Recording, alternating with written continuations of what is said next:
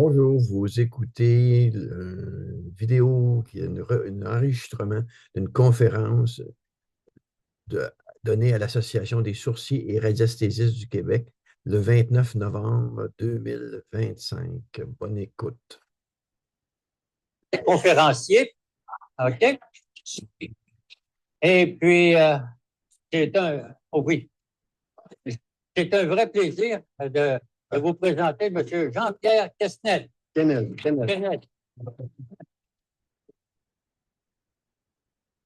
Sourcier professionnel. Oui, il en met trop. Je vais toujours être un apprenti sourcier.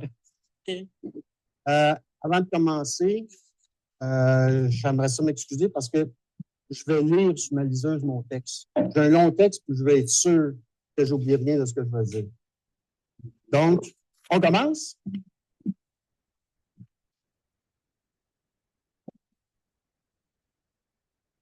Bonjour à tous. C'est sûr que c'est un privilège pour moi d'être parmi des gens qui partagent la même passion. Et quand je regarde les gens de la même passion, je pense qu'il va falloir que je me fasse raser parce que c'est très sérieux. On a tous connu ce moment où les baguettes se mettent à bouger sans qu'on puisse l'expliquer. Ce moment-là, on le sent plus qu'on le voit. La présence de l'eau sous nos pieds. C'est justement ce genre de moment qui m'a poussé à poursuivre mes démarches dans le domaine de la sorcellerie un certain jour d'été de 2021 avec M. Paquette. Pour ceux qui ne savent pas, Martin, c'est mon voisin. On demeure en face. Je le connais depuis 2002. Donc, ça fait un petit bout qu'on se connaît. Donc, j'ai affiné mes techniques pour tenter de mieux comprendre ce que je percevais sur le terrain. Néanmoins, je ne peux pas tout expliquer, mais je peux tout de même me réfugier dans l'idée du magnétisme, des cristaux de magnétite, de l'écoute de mon corps pour valider les résultats. Aujourd'hui, à la demande de Martin, je ne me présente pas devant vous avec des certitudes, mais avec des observations, avec des expériences, des résultats concrets que j'ai accumulés au fil des nombreux repérages sur les terrains qui sont très variés. On parle de sable meuble, zones de schiste, argileux, du paragnèse, des terrains non défrichés, de l'argile, des terrains en pente. Puis en ce qui me concerne, toute leçon tirée du passé devient pertinente et appliquée dans le moment présent. Je n'ai pas la prétention de tout connaître. Au contraire, j'apprends toutes les recherches et j'apprendrai toute ma vie. On croit souvent qu'on a tout compris jusqu'à ce que la baguette se taise sans prévenir. Je ne suis pas rendu là. Elle réagit encore. Sans vouloir me répéter à la demande de Martin, mon objectif aujourd'hui, ce n'est pas de vous dire comment faire ou de prodiguer des conseils, mais plutôt de vous montrer comment je procède.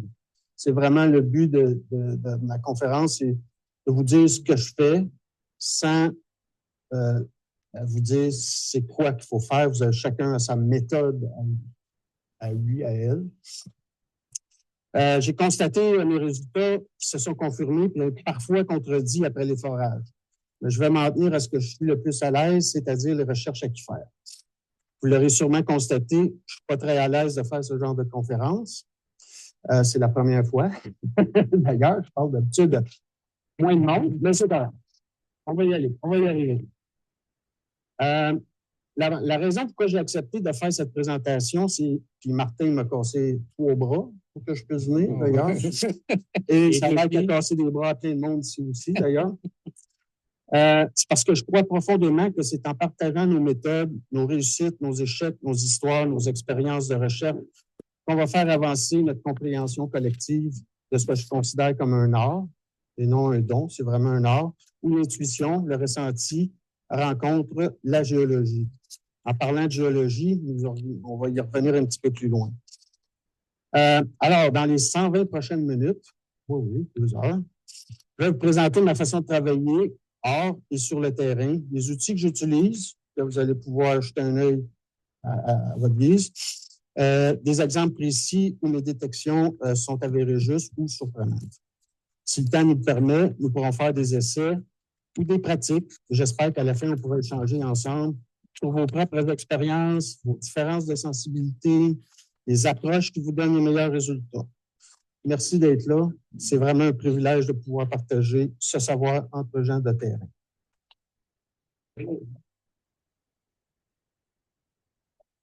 Avant d'entrer dans mes techniques, mes résultats, j'aimerais d'abord me présenter, vous dire quelques mots sur moi et ce que représente pour moi le rôle du sourcier. Je me présente, je suis Jean-Pierre Quesnel, j'ai 63 ans. En toute humilité, encore une autre fois, je peux dire que je suis toujours un apprenti sourcier.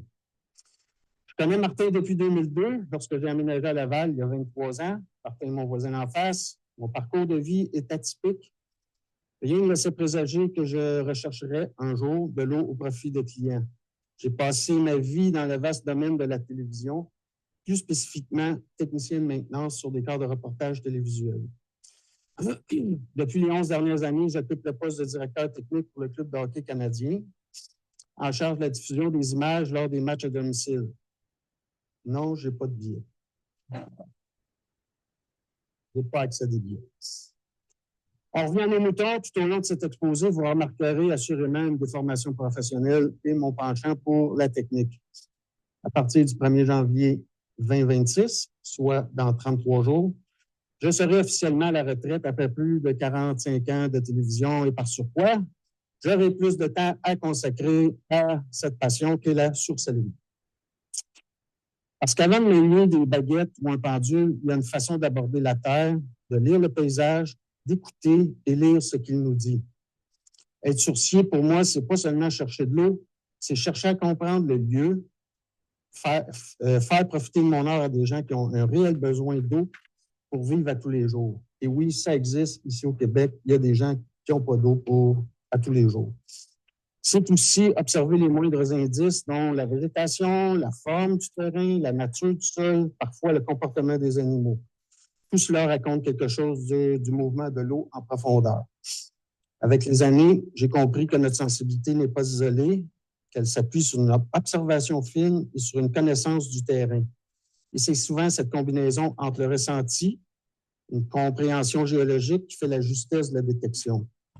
C'est donc sur cette base que j'ai développé au fil du temps des recherches, mes techniques, mes propres techniques, en essayant toujours de concilier ce que je ressens, ce que je vois, ce que j'apprends du sol, tout en incluant le côté moderne de la chose. Soit dit en passant, on serait peut-être fou de s'en passer. Force est d'admettre qu'avec les changements climatiques, le sourcier sera de plus en plus en demande, on peut le constater. En résumé, j'en ai fait une vraie passion. Comme je disais précédemment, en 2021, Martin m'a timidement intimidé et initié aux recherches aquifères. Une première vraie tentative au Centre de la nature pour valider si je serais un bon candidat. On est parti et, oh, surprise, j'ai ressenti une touche de baguette. J'ai jeté un œil à Martin, puis j'ai tourné la tête avec un petit sourire en coin. Il confirmait bien que j'avais eu un ressenti. Et pour confirmer vraiment que c'était vrai, qu'il y avait vraiment de quoi. Étant très pragmatique de nature, je ne comprenais pas ce qui se passait, mais j'étais témoin de quelque chose que je ne pouvais pas expliquer. Martin m'a généreusement prêté une paire de baguettes en L, une baguette en Y, un pendule. Et hop, on était équipés. Par la suite, nous avons répété les exercices au Centre de la nature à quelques reprises dans des endroits différents, toujours avec ce qui semblait être des résultats positifs. Curieux de nature, c'est là que j'ai commencé à m'intéresser sérieusement à la sourcellerie.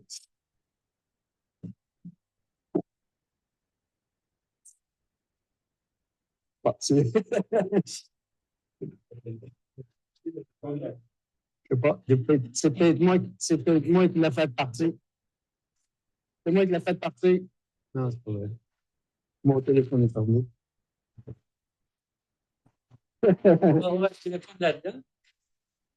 Donc, curieux de nature, j'ai commencé à m'intéresser sérieusement à la sourcellerie en lisant tout ce qui était disponible.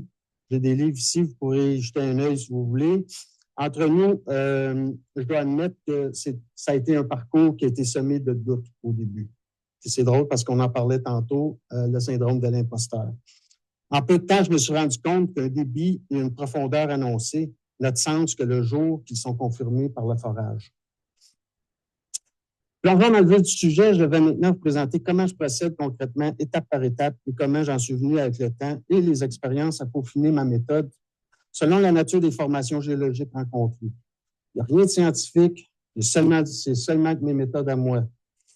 Vous allez voir à plusieurs reprises le mot rigueur dans mes documents, car je considère que c'est important de me le rappeler, d'avoir de la rigueur dans mes recherches. Qui plus est, je dois me rappeler et être conscient que un petit peu trop loin. Je suis conscient que mes résultats vont engager une importante somme aux clients afin qu'ils puissent réaliser leur. Donc, ça me prend de la rigueur à cause de ça. Je suis conscient de ce point-là. 15 000 Oui, je suis bien, tu sais. Le monsieur va falloir qu'il tourne son. C'est bon, OK. Alors, ça, c'est important pour moi d'être conscient que les clients sont. Si je m'éloigne, je m'excuse, j'aurais dû. Donc, c'est un point important pour moi, ça. OK? De par une autre partie de ma vie dans le domaine de l'aviation générale, oui, j'ai eu des avions, j'ai conservé la méthode des checklists. Je suis un espèce d'accro aux checklists de tout dans ma vie, mais surtout, non, hein? C'est très important parce que je veux bien manquer. Puis je suis un petit peu, on va voir, un peu freak d'Excel. Fait que je combine les deux ensemble.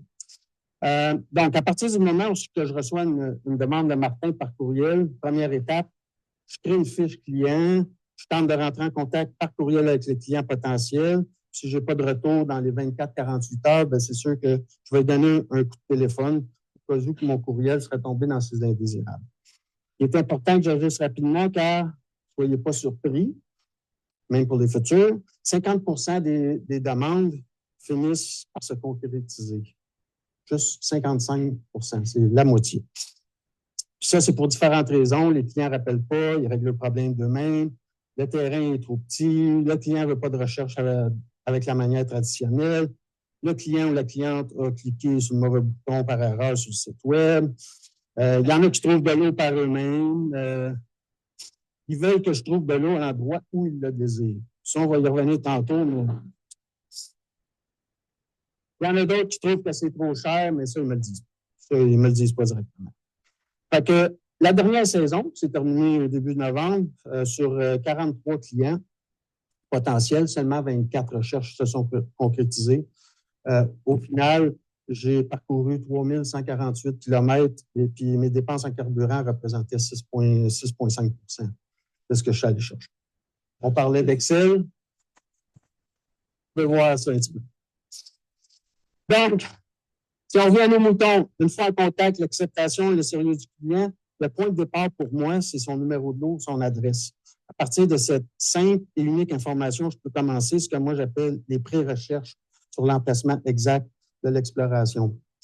Durant ma première conversation téléphonique avec le client, je m'assure de bien saisir ce qu'il recherche. C'est un puits artésien, surface, une pointe, maison familiale, une ferme, un objet perdu, un jeu d'eau. Fait que je réponds à ces questions, puis au fur et à mesure de la conversation, je lui explique mes méthodes de recherche, je prends des notes sur tout ce qui se dit, et ça va me servir plus tard quand je vais vouloir revenir sur ce dossier-là. Les questions qui reviennent le plus souvent, utilisez-vous des baguettes? Oui. Comment vous faites? Allez-vous pouvoir me le montrer? Pour le prix, vous m'assurez que je vais trouver de l'eau? Non, non. Fait qu'il est important de mentionner clairement aux clients ce que moi j'appelle mes 6 critères d'approche. Ça, c'est important. Moi, quand je parle aux clients, c'est il y avait de la rigueur, je me sers de critères pour que tout soit clair au départ. Il n'y a pas d'ambiguïté. Donc, dès le premier contact, évidemment, à l'exception de faux sceptiques, champ d'opération, je demande de me donner aucune indication précise qui serait susceptible de me contaminer. Ce que moi j'appelle l'effet d'autosuggestion induit par le client. On a parlé un petit peu plus tôt, où on a effleuré le sujet avec Mme Saint-Jean tantôt. Ça se recoupe, tout ce genre de choses-là se recoupe. Martin, je ne sais pas combien de fois il me l'a répété, mais l'effet d'autosuggestion va fausser et parasiter mes recherches et éventuellement créer un doute, par le doute encore tantôt, assez grand pour que je me remette en question pour un certain temps. Ça, c'est le pire ennemi du sourcier. Il peut transformer une belle histoire en échec. Éventuellement, ça sera difficile à digérer. La neutralité est la chose la plus difficile à obtenir, croyez-moi. En revanche, le doute peut avoir des vertus essentielles pour qui veut aller de l'avant. Ignorez absolument si d'autres sourciers sont venus prospecter le terrain et ce qu'ils ont trouvé. Je ne veux pas le savoir, ça je le dis. En revanche, une fois que la recherche est terminée, j'autorise le client à faire part des résultats qui ont été obtenus précédemment. J'aimerais ça ici ouvrir une parenthèse. Vous allez voir, j'ouvre beaucoup de parenthèses dans mes histoires. C'est un bref récit. C'est l'histoire d'une cliente, Virginie Brunel, une Française, qui a déménagé ici au Lac-Cloutier à Sainte-Béatrix avec son mari. Ils ont engagé un foreur pour un nouveau terrain pour se bâtir. Je fais une histoire courte. Le foreur est arrivé, 1, 2, 3, je t'embrouille, on va faire ça là. Ils sont allés jusqu'à 600 pieds pour faire un forage sec. Facture 35 000 $. 35 000? Oui. Pour pas une goutte d'eau. Finalement, elle est capable de rejoindre Martin. Martin me refile cette cliente-là. Il est encore là pour faire une histoire courte. Quand je suis allé chez elle, j'ai fait des recherches, j'ai ressenti un point de forage vraiment faible. J'ai déposé un jalon. D'ailleurs, je vais vous montrer comment je fonctionne avec les jalons. Je l'ai ramassé, puis par la suite, j'ai trouvé une deuxième veine plus intéressante. Finalement, selon mes ressentis, j'avais un débit estimé de 200 à 225 gallons à l'heure. Il donne à peu près 13 litres minute, une profondeur estimée de 400 à 425 pieds. Le résultat des courses, après le second forage, il y aurait eu une première poche de 130 pieds, on en a parlé tantôt, et rapidement, l'eau a disparu. Ils ont foré jusqu'à 430 pieds, puis en quelques heures, l'eau a monté à 18 pieds de la surface. Donc, il y a eu 412 pieds d'eau qui ont monté dans la colonne. Ça veut dire environ 2300 litres d'eau. Après le compte, ça donnait 9 litres à minute. Donc, en résumé, j'ai surestimé le débit de 4 litres minute et je me suis trompé de 5 pieds pour la profondeur. Donc, je considérais que ce n'était pas si mal comme résultat. La cliente était bien heureuse et confortable avec ce résultat-là. Elle m'a d'ailleurs rappelé cet été pour un deuxième terrain, une deuxième recherche. À la fin de cette histoire-là, elle m'a dit, vous savez, monsieur, quand vous avez mis un jalon et que vous l'avez enlevé, elle dit, c'est exactement là qu'on avait creusé 600 pieds. Puis qu'il n'y avait rien. Puis moi, quand je passais là, j'avais un petit quelque chose, mais presque rien, je l'ai enlevé parce que je savais que... Quand je dis, en revanche, je les autorise à me dire ce qu'ils ont fait, elle me le dit à la fin. Puis c'est comme ça que je préfère. Comme la parenthèse sur cette histoire-là, si on me fait venir, c'est qu'on attend de moi que je trouve de l'eau avec mes propres méthodes. Pas glaner des informations sur plein de monde qui vont finir par dire « Ouais, mon père, il avait déjà fait un puits là. » Non, je ne veux pas le savoir. Je veux pas le savoir. Puis c'est clair, avant de commencer, je leur dis « Je ne veux rien savoir de ça. » Dire au client, mon âme et conscience, ce que je ressens et que je trouve, même s'il n'y a pas d'eau sur le terrain. C'est important de ne pas inventer quelque chose. Il n'y en a pas, je suis désolé. Puis annoncer avec clarté les précisions et les profondeurs, même si les éléments peuvent être décevants pour le client. Si le client s'attendait d'avoir quelque chose à 30 pieds, puis finalement, ça s'en va à 250, puis il faut le dire. Moi, je le dis, puis je suis clair avec le client. On parlait de checklist. Voici un exemple de ma checklist que j'utilise pour démarrer une recherche. J'ai une copie ici que vous allez pouvoir voir. C'est une feuille recto-verso. On parlait de checklist, là. Ben, ça en est une, pas pire. C'est un peu petit, là, mais comme je vous dis, vous allez pouvoir jeter un œil dessus. C'est un formulaire recto-verso que ce soit pratique lors des recherches sur le terrain.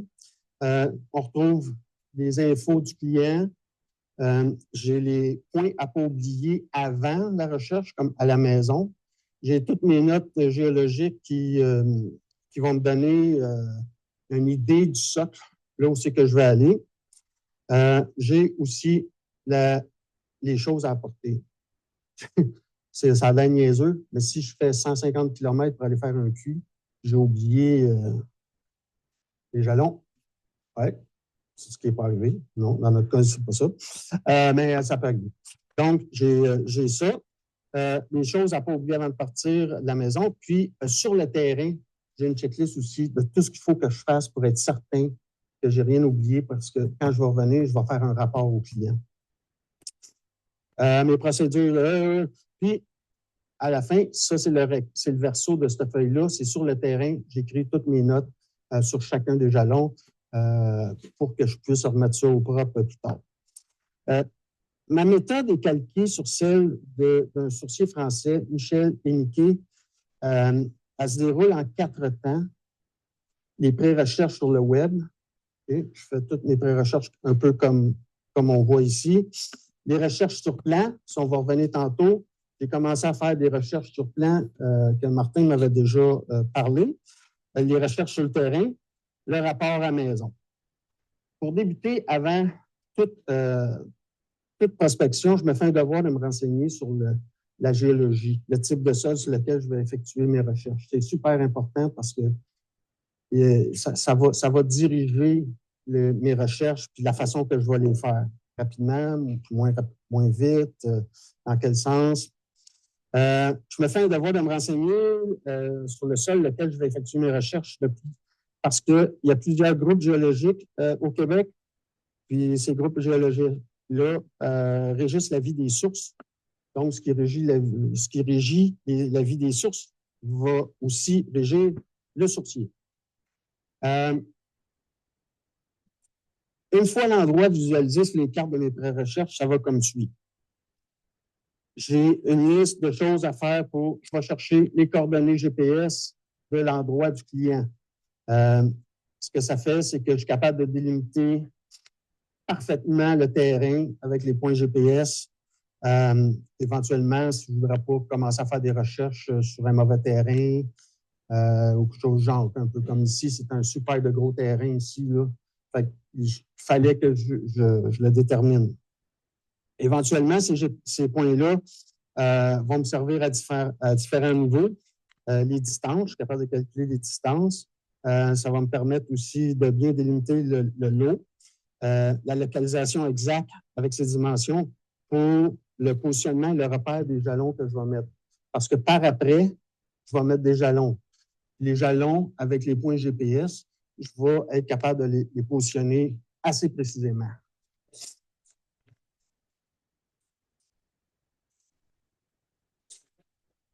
Oui. Donner le choix aux sourciers qui vont venir passer et oui. Ça peut être des options. Pas juste ça, c'est que ça peut donner aussi une ligne de la veine. OK? Parce que là, moi, je vais déterminer une ligne de veine si je suis capable de la suivre. OK? Donc, puis après ça, je vais déterminer le meilleur point de forage qui va être le meilleur point, c'est-à-dire que je vais le montrer tantôt comment je fais pour déterminer un après l'autre si c'est quoi. Puis après ça, dans mon rapport, ben, je vais expliquer au client pourquoi j'ai choisi cette place-là. Il y a différentes raisons. La machinerie. Il faut que la machinerie soit capable de monter. Si c'est en pente de même, ça ne marchera pas. Si le client a déjà commencé à construire sa maison, puis que lui établit que le champ d'épuration va être là, puis qu'il s'attend que l'eau va être là, parce que là, on a mis la chevronne en avant des bœufs. Fait que là, il y a différentes raisons pourquoi on va mettre plusieurs jalons pour donner des options. Parce que là, les options, ça va être, on va sceller si on est trop proche d'éléments épurateurs et ainsi de suite. D'ailleurs, dans mes checklists, j'ai intégré un petit programme pour convertir des points GPS degré décimal en degré minute seconde. L'autre affaire, on part avec l'info lot. L'info-lot, c'est un site du gouvernement. Vous me donnez un numéro de lot. 1, 2, 3, je t'embrouille. J'arrive directement sur le lot de la personne. Puis là, j'en ai un deuxième ici. Parce que, comme je disais tantôt, ça serait bête que je fasse des recherches sur le mauvais lot. Il y a un autre truc que j'aime beaucoup, c'est SIH. Vous tapez sur Google Infolo, vous allez tomber direct sur le site. Puis là, à partir de là, il y a une partie payante pour ceux qui sont comme des professionnels. Puis il y a le gratuit. Puis il donne un petit peu moins d'informations, mais moi, j'en ai en masse avec ça. C'est ça, moi? Non. Ça? Non? Elle va être là encore plusieurs fois, jusqu'à la flèche va descendre.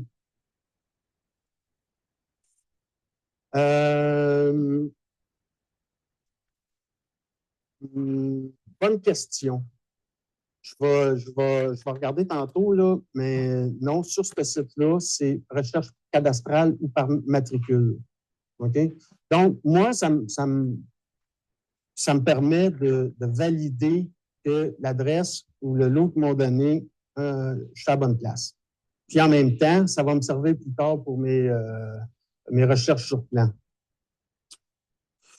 Donc, c'est un site gratuit. Pratiquement tout est gratuit. Puis moi, je trouve, comme je reviens à ce que je disais tantôt, on serait fou de s'en passer parce que c'est là, c'est gratuit. Puis ça nous donne une tonne d'informations. On peut mettre des mesures pour déterminer combien il y a de mètres ou de pieds d'un coin à l'autre.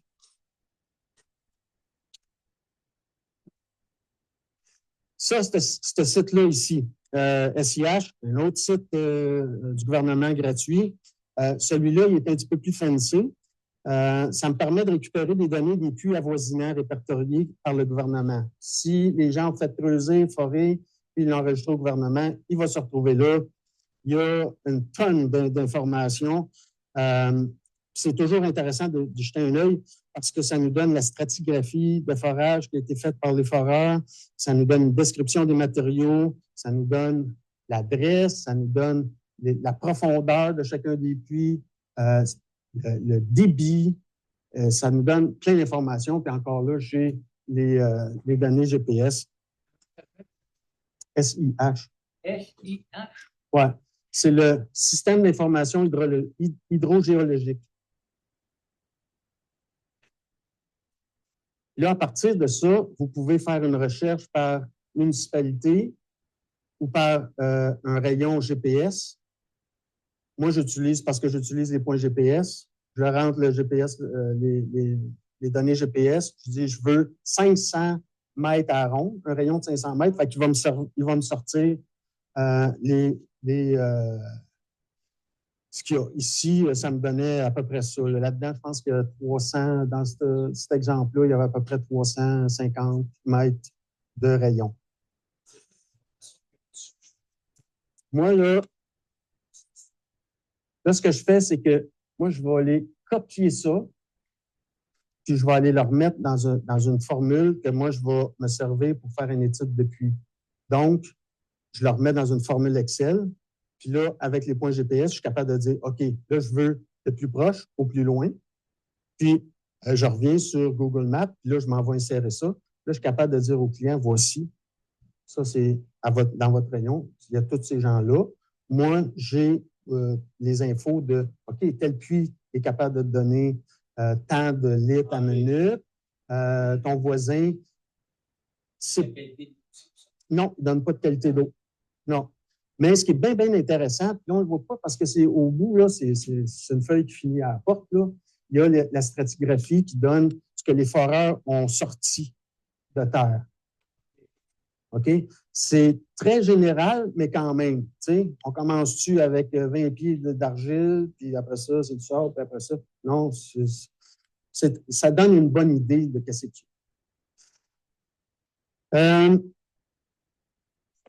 Un autre qui. Oui, ils sont obligés. Fournir l'information. Oui, parce que, en théorie, si vous faites creuser chez vous pour forer un puits, il faut le dire à la municipalité, un permis. Là, tout ça fait que ça finit au gouvernement pour mettre ça à jour. Là-dedans, puis je vais être franc avec vous, il y en a plein qui ne sont pas répertoriés. Je vais arriver chez un client, là, je regarde, ouais, je vois une tête de puits là, au bord, puis je ne l'ai pas vu là-dessus. C'est parce que la personne a dû faire OK, un forage cache en dessous de la table, des couches en brouille, puis ça finit là, tu sais. Fait qu'il ne sera jamais répertorié.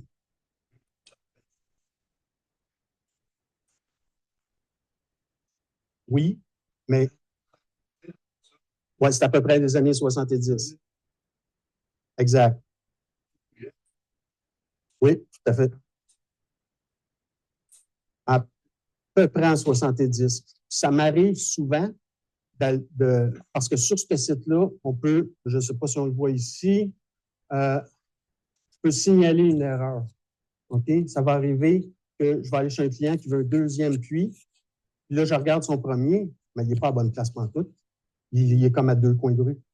Fait que je vais signaler cette erreur-là à eux autres, puis au bout d'un mois, il est corrigé.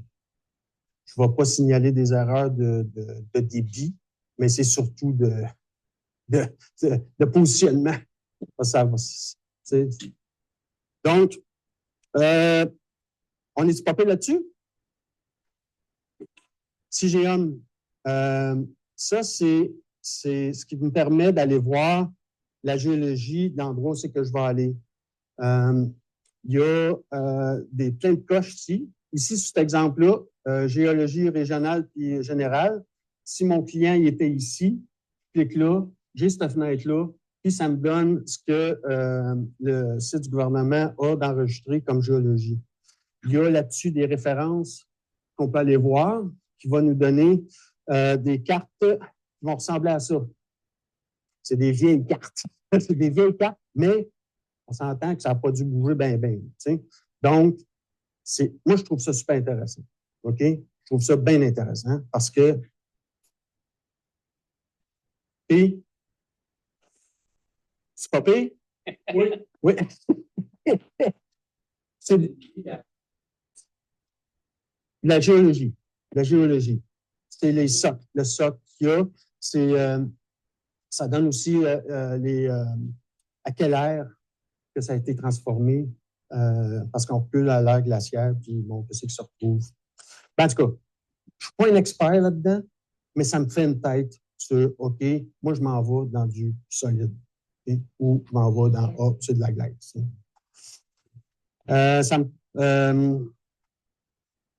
Bon, en complément d'information, ce site-là aussi, il donne les titres miniers.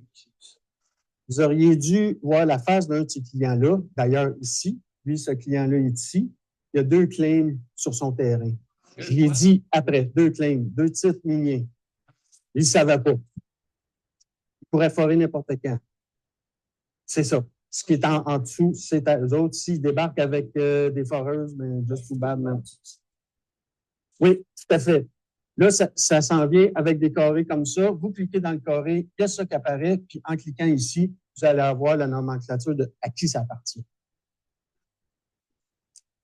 Là, dans ce cas-là, c'est pas si grave que ça, parce que là, on ne le voit pas, mais à peu près ici, il y a la montagne de Saint-Côme, les skis Saint-Côme. Puis c'est eux autres qui ont tout claimé partout pour être sûr que. Exactement. Donc, il n'arrivera jamais rien là. Puis, dans ce cas-là, sauf que la face du client a fait comme où tu as vu ça, toi? Tu peux-tu m'envoyer les infos? Oui. Exact. Exact. Les titres actifs, tous les titres miniers. Puis il y en a d'autres. Il y en a des titres à venir aussi qui sont en demande. Il y a même des contraintes qui ont été établies pour. Ils n'ont pas le droit. Il n'y a personne qui peut claimer un terrain pour différentes raisons, que ce soit. Il y a toutes sortes de raisons. Ça peut être des Autochtones qui ont ça ou.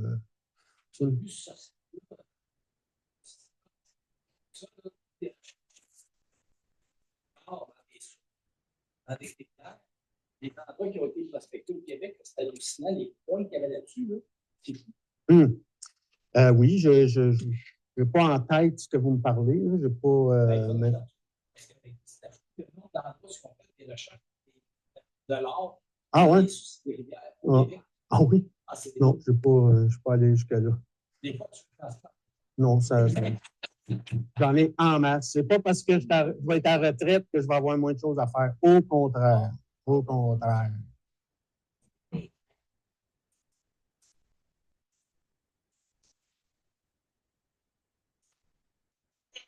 C'est ça.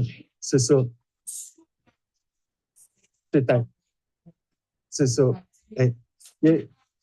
C'est que ici, dans contrainte à l'activité minière, ici, entente autochtone. Ça fait partie de ça, mais vous irez voir. Je ne suis pas un spécialiste. La seule raison pourquoi je vous montre ça, c'est parce que j'ai découvert ça. J'ai trouvé ça intéressant comme information complémentaire à donner aux clients. Puis je l'ai inclus dans mon petit rapport à la fin. On va en reparler. Mais ça ne coûte rien, mais je ne suis pas un expert là-dedans. On est-tu popé là-dedans? Oui? OK, parfait. Portail VGO. Portail VGO. Ça, j'adore ça parce qu'il y a beaucoup d'informations sur le mouvement de l'eau en surface. OK? Là, dans cet exemple-là, on voit toutes les courbes de niveau. Fait que ça nous donne une bonne idée par où l'eau doit couler, le sens des rivières. Quand on clique sur ces numéros-là, ça nous donne des informations supplémentaires, surtout si l'état tropique du lac aussi. On est-tu en présence d'un lac qui est en train de mourir ou qui est en santé? Il y a des petits points, c'est des adresses. Fait, je prends des snaps, c'est-à-dire des captures d'écran, puis je regarde ça vite, vite, puis je sais que quand je vais me rendre sur le terrain, bien, je vais avoir une bonne idée de la géographie, où c'est que je m'en vais. Tu sais? Il y a un lac là, puis après ça, je vais vous montrer, j'utilise aussi la boussole en plus. C'est une application gratuite encore. Le réseau des suivis des eaux souterraines, ça, c'est deux. Oui, j'avais-tu une question? As-tu vu mes bras monter? Non? OK. Ça, c'est le réseau des eaux souterraines. C'est 263 stations qu'il y a un peu partout au Québec qui sont opérées par le gouvernement. Ces exploitations-là, ils donnent des informations du genre, là, j'ai pris Mascouche. Il y en a un à Mascouche, ceux qui sont, je pense qu'il y a du monde de Mascouche ici. En haut de la côte Saint-Philippe, il y en a une station qui est là. Vous allez voir, c'est un tube qui sort de là. Ça donne, en cliquant sur ces données-là, ici, ça nous amène à des informations. Ça, c'est celui que j'ai vu là-bas. Ça nous donne des informations du puits. Qu'est-ce qu'il y a de l'air, la stratigraphie, combien de pieds, c'est quoi le niveau d'eau qui a remonté, et ainsi de suite. Ça donne aussi des données dans le temps de ce qui s'est passé à cet endroit-là. Fait que c'est assez stable. Il n'y a pas eu de sécheresse. Oui.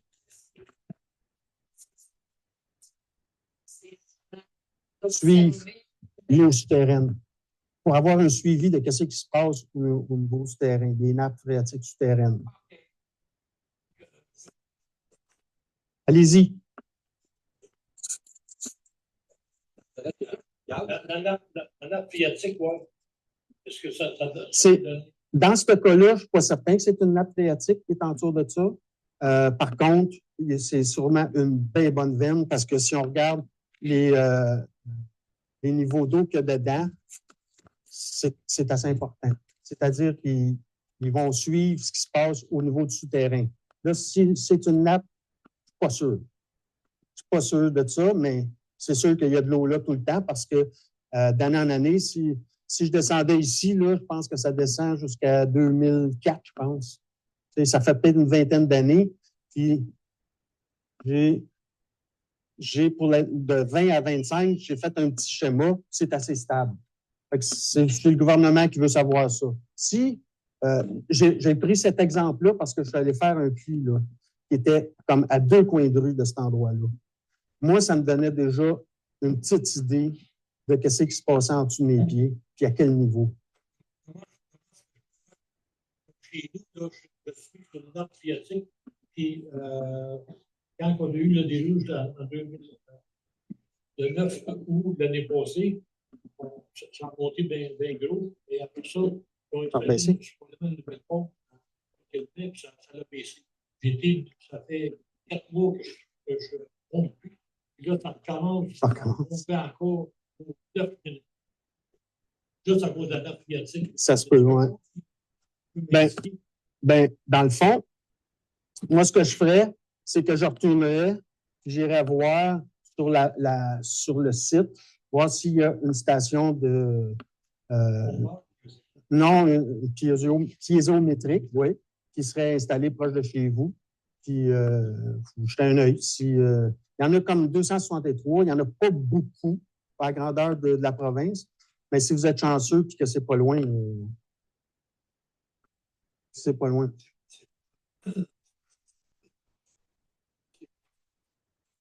Non. Non, ils font juste ramasser des données. Qu'est-ce qu'ils font après avec ça? Il est disponible au public. J'imagine que s'ils voyaient une descente à un moment donné du niveau, parce qu'ils prennent des relevés à tous les jours, s'ils commençaient à avoir une descente, là, il y a quelqu'un quelque part qui allumerait et on dit « Hey, il se passe de quoi, là? » Je ne voudrais pas être à Saint-Lin, moi, là. Parce qu'à Saint-Lin, probablement que ça ne doit pas être drôle.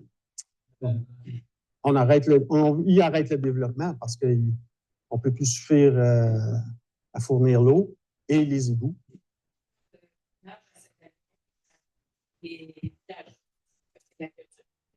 Saint-Damien, dans l'Anodien, je sais que le village a manqué, les villageois dans leur maison, ils ont manqué d'eau à la sécheresse. C'est pas les seuls, hein? On entend parler. En Estrie, qu'est-ce qu'il y a un manque d'eau énormément. Là. Ouais. Ça serait dû à quoi? Partout. OK. Ben, c'est les changements climatiques. À un moment donné, l'eau doit prendre un chemin ailleurs. J'imagine que ceux qui ont des puits et qui sont taris, ben, c'est parce que soit qu'il y a eu des modifications alentour, soit qu'il y a quelqu'un qui a décidé de faire du dynamitage plus haut. Ça peut être une affaire. Gaétan, je suis sûr qu'il est capable d'en avoir plein d'histoires comme ça. Gaétan? Oui. Moi, la plupart cette année, j'ai été appelé à vérifier des puits. Les gens, ça faisait 30-40 ans, ils n'ont jamais manqué d'eau. Puis cette année, ils manquent d'eau. Puis, suite à mes recherches, je me suis aperçu que la veine d'eau passait à peu près à 10 pieds de leur puits. Ils ne sont pas au bon endroit, tout simplement. Ils vont chercher des petites veines là, qui alimentent le puits. Une fracture qui va finir par ouvrir. Oui. Ben, moi, c'est ce genre de conversation-là qui m'allume. Puis la raison pourquoi je suis venu ici, c'est pour échanger sur ce genre de choses-là, parce qu'il n'y a personne ici qui peut voir ce qui se passe, ce qui se passe en dessous de la tente.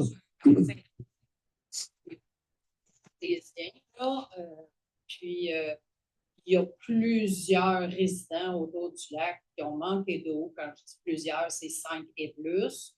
Et même nous, à notre chalet, à un moment donné, je me suis aperçu que l'eau sentait les œufs pourris. C'était comme... c'est pas bon. C'est pas bon. Des puits. Le long des autoroutes? Oui, comme la 15. Je vois qu'ils font le forage, ça semble être un puits. C'est du puits.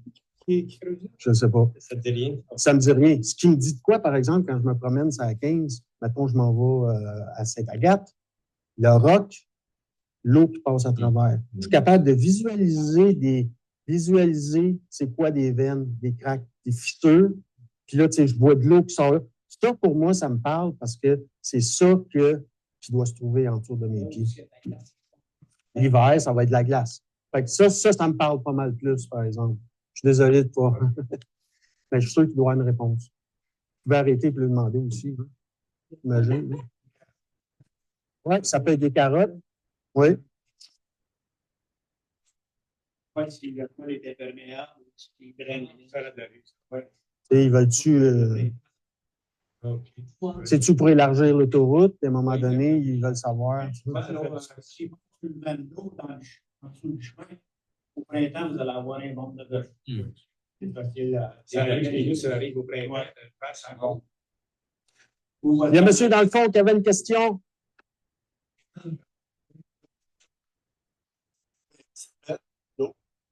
Et là, ça ne peut pas assez. Il faut faire de l'hydrofracturation. Là, ils vont se ramasser à peu près au niveau de la veine, petite veine par là. Là, ils vont mettre 9 mm de pression. Bien gros. Ça roule. C'est ça. Ça a débloqué la veine. Moi, j'ai vu. À un moment donné, j'avais 480 pieds et c'était sec comme ça. Paf, ils ont ouvert. Il y avait une petite veine à 200 pieds. Parce que le gars, il est venu que sa machine hydrofraction. Et on descend ça, 200 pieds à peu près. Là, il a mis 2000 livres de pression. La pression, je ne sais pas combien, 100 pieds et 200 pieds. Mettre la pression. Ça débloque. Là, la veine, elle s'est débloquée. Mon puits s'est rempli d'eau. Il y avait 480 pieds, c'est 480 gallons d'eau. Ouais. Ça va être 2000 litres. Oui. C'est l'hydrofracturation. Oui, hydrofracturation. Les foreurs vont vous le proposer. Ça a l'air que c'est quasiment instantané avec les clients que je parle. C'est quasiment ben là, c'est pas grave, s'il n'a pas assez, on fera de l'hydrofracturation.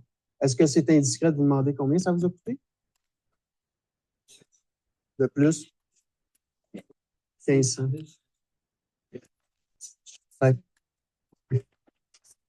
Et de plus en plus. Ah oui, OK. Fait que là, si on met 20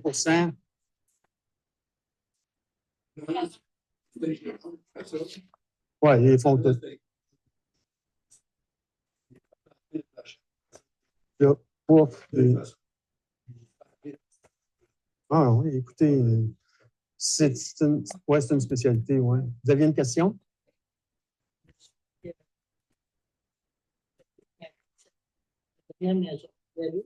Juste à côté de la rivière Assomption. Il y a des fois, il y a des odeurs qui viennent des yeux pourris. Ouais. Mais c'est périodique. Mais j'ai ça des. C'est peut-être une ferme. C'est peut-être une ferme. C'est peut-être un. Mais je veux dire, plus haut sur la rivière, là, il doit y avoir des fermes, peut-être. Il y a peut-être des messieurs pas gentils qui tirent des affaires dedans. Oui, en revenant de Saint-Roch, c'est sûr que. Ouais.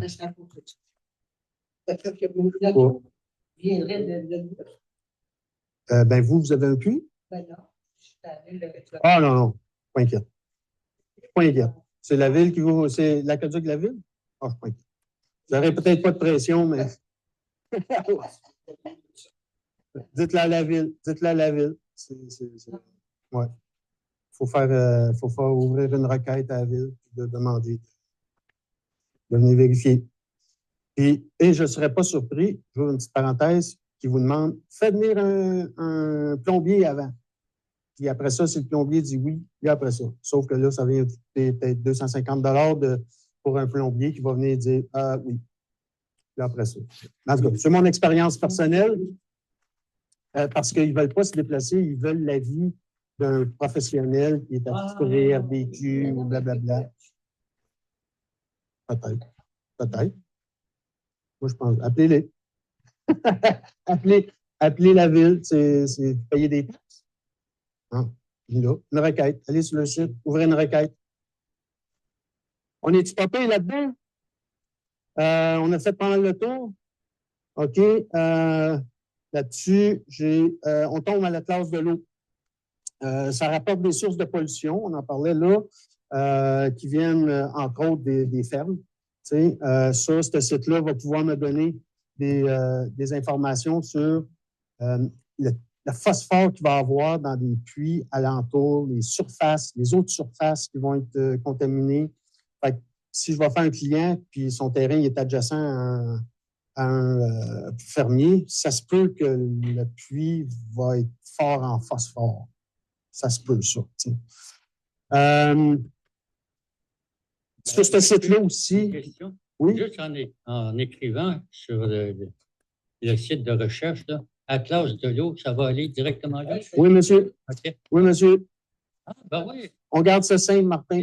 On garde ça simple. Google, Atlas de l'eau, paf, tomber là-dessus. Là, après ça, bon, il y a plein d'options, là. C'est pas encore l'intelligence artificielle, mais ça s'en vient bien. Il y a les étiages aussi, les étiages estivaux. Les étiages, ici, on parle du niveau le plus bas de l'eau durant l'année. Ceux qui sont à côté des rivières, ceux qui sont à côté de lacs, on parle souvent d'étiages. On voit aussi son usage de la tasse de l'eau dans des secteurs qui sont bien spécifiques pour des gens qui... Ouais, là, on s'en va forêt ouverte. L'étiage, ben, en fait, l'étiage, c'est juste un terme. L'étiage, c'est pour dire ils vont donner le printemps, été, automne, hiver, des niveaux d'étiage de rivières aux endroits qu'on va aller. Mettons que je vais aller, je vais essayer de trouver une carte. Mettons que je vais faire de quoi ici, puis il y a une rivière, la rivière est ici en arrière, la rivière de Mascouche. Ben, il va y avoir des niveaux d'eau qui vont monter et descendre au courant de l'année, puis ils gardent des records sur ça pour dire, ah, regarde, parce qu'il y a une pression forte. C'est-à-dire qu'ils vont dire, ben, dans ce secteur-là, la pression sur l'eau de surface est forte parce qu'il y a des fermes, parce qu'il y a des gens qui vont puiser dedans, parce qu'il y a des gens parce qu'il y a un barrage. Il y a plein de raisons. Fait qu'ils donnent des données là-dessus. Puis, ils vont donner aussi des données sur l'étiage. À telle période de l'année, ben, il est là, puis l'autre période, il est là. Puis c'est normal parce que depuis des années, c'est toujours comme ça. On va revenir aussi qu'on était. Ouais. Forêt ouverte. Ça, là, c'est mon préféré. Ça, là, c'est gratuit. Je vous le dis, allez voir ça. Vous allez tomber en bas de votre chaise. Toute l'information qu'il y a là-dessus.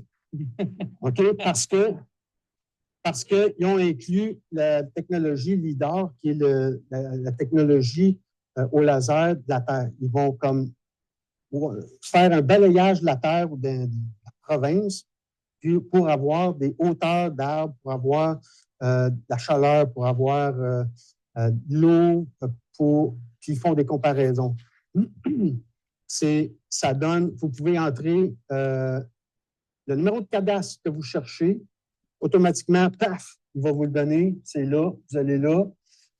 Ça va vous donner aussi des lits d'écoulement. Ça, c'est une autre affaire qui est intéressante. Dans ce cas-là, je peux avoir un client qui va me dire « Hey, c'est drôle, moi,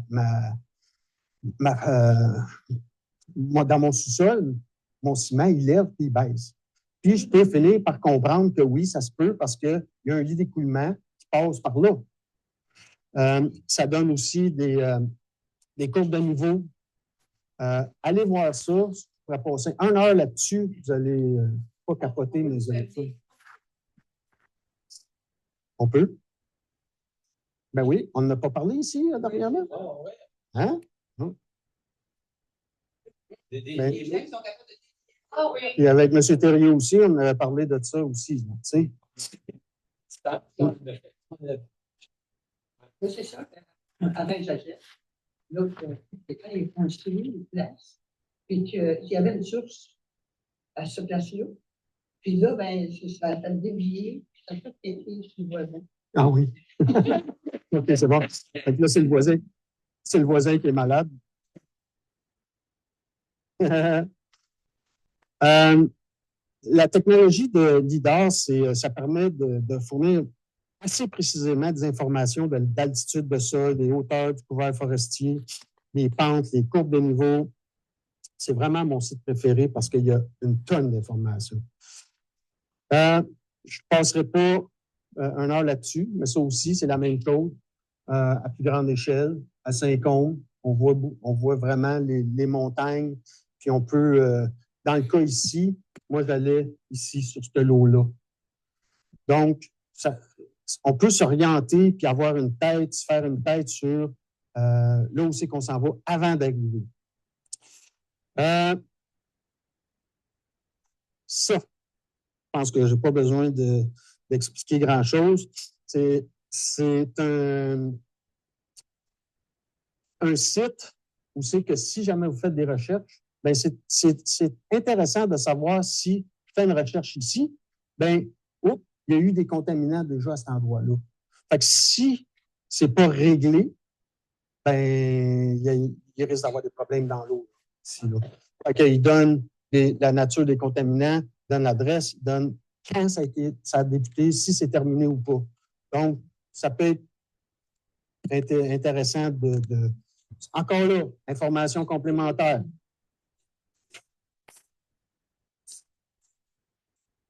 seriez surpris d'aller là, puis tellement que l'image prend très longtemps avant de se rafraîchir parce qu'il y en a plein.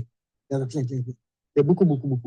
Mais il ne faut pas s'arrêter à ça, mais c'est quand même un complément d'information pour moi si je vais à cet endroit-là, puis que station hydrométrique, ça aussi, c'est intéressant. Ça, c'est pas des puits, c'est vraiment des rivières, des lacs. On clique sur les points, ceux qui sont en opération, puis on a des détails là-dedans. Ça aussi, c'est un autre truc. Je ne passe pas une heure là-dessus, là, c'est sûr.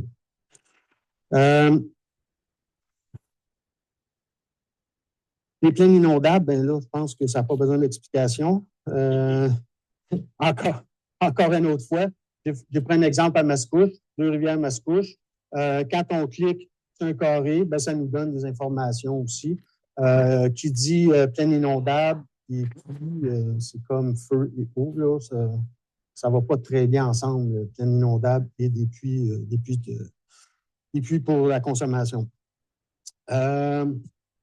Bon, là, je crée un fichier. Avec toutes ces informations-là, je crée mon fichier d'études de puits. Je pars du site SIH qu'on a vu tantôt ici. OK? Je vous parlais que je faisais du copy and paste. Ça finit par ressembler à ça. OK, je sais. C'est petit, ça m'aurait payé une grosse affaire. Mais j'ai une copie papier ici, si vous voulez la voir le plus proche. Je viens ramener ici toutes les informations de chacun des puits dans du plus proche au plus loin. J'ai ceux qui sont les plus profonds, les moins profonds, les meilleurs débits, les foreurs, s'ils sont actifs ou pas, puis la stratigraphie. Vous pourrez jeter un œil tantôt. C'est moi. Ouais. Quand je vous parlais que j'étais un peu freak de Excel, ça, c'est Excel. OK, je ramène mes infos. Ça ici, en plus gros, c'est un graphique de corrélation entre profondeur et débit. OK? Vous allez dire un peu fou, là, mais le débit puis la profondeur, en général, ça n'a aucune corrélation. Je le fais pareil, mais ce n'est pas parce qu'on va plus profond qu'il y a plus d'eau. Puis, ben là, on n'a pas parlé encore. Alors, dans le petit coin, je vais vous dire combien. Puis, dans les strates, je vais regarder les pourcentages de qu'est-ce qu'il y a. OK? Si, mettons, dans la première strate, ben, c'est du sable ou whatever, ben, j'ai déjà une bonne idée de où c'est que je m'en vais. OK? Qu'est-ce qu'il y avait? Je voulais parler de profondeur de débit, le coefficient de détermination. Ça me permet de savoir s'il existe une relation entre les deux. En général, comme j'ai dit tantôt, creuser plus profond ne garantit pas un meilleur débit. Le débit d'un puits, ça dépend principalement de la nature du socle rocheux, la présence de fractures ou fissures et non de la profondeur elle-même. Je prends des notes de tout ce que je fais. Je prends des notes sur ce qui se dit, sur ce que je recherche. Je l'écris sur des notes pour le client. Puis, en résumé, toutes ces recherches me permettent de me faire une tête avant de me présenter sur le terrain que je vais arpenter. Il y a un danger. Puis ça, je l'ai compris avec le temps. C'est l'effet d'autosuggestion. Il faut vraiment que je fasse attention, puis demeurer le plus neutre possible. Parce que si déjà je me fais une idée Fait que si je vais faire, puis que je l'ai d'enregistrer là, je suis fait. C'est sûr que je vais trouver ça là aussi que j'ai pensé. Donc, je suis conscient qu'il y a un effet d'autosuggestion. Là-dessus, je pense que Martin veut faire un break. Ça se peut-tu?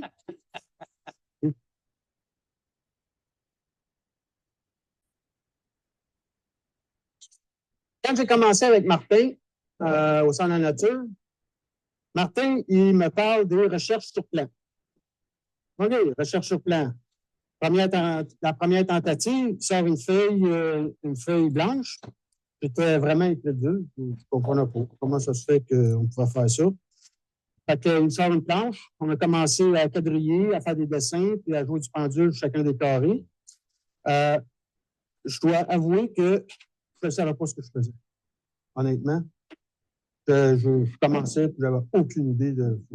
Ah oui, OK, il y a-tu de l'eau là? Il y a-tu de l'eau là? Non. Fait que là, j'ai commencé à visionner de plus en plus des trucs. J'ai commencé à lire beaucoup des choses. Je me suis vraiment fait une tête sur c'est quoi. Et en résumé, j'ai compris, je vais revenir où c'est que j'étais, pas que je perde mon fil d'idée.